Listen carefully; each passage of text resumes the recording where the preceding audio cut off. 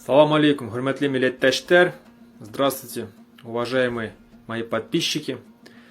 Я сегодня хотел поговорить о том, что в последнее время я замечаю, как в сторону казахского народа, в сторону Казахстана нагнетается истерия.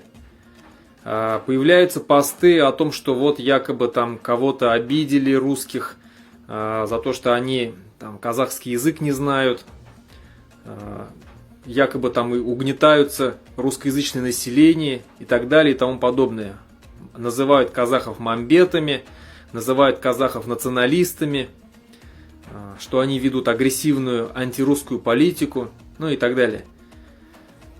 Я что хочу сказать? Я хочу заметить, что и обратить ваше внимание на то, что вот точно такая же истерия нагнеталась перед нападением на Украину со стороны России. Точно так же нагнеталась истерия, говорили о том, что там русский язык притесняют, русскоязычных устраивают геноцид, запрещают им разговаривать на русском языке и так далее и тому подобное.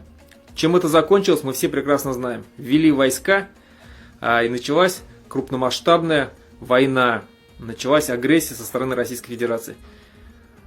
Поэтому отсюда можно сделать вывод какой, что данные подобные посты, которые вбрасываются в информационное поле России, делается для того, чтобы подготовить население к тому, что в скором времени Россия вполне возможно начнет какую-то агрессию против Казахстана.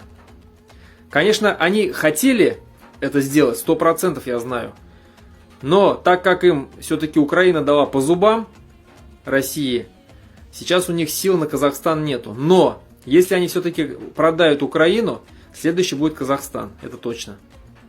Поэтому, вот когда вот такая истерия нагнетается, все это делается не просто так.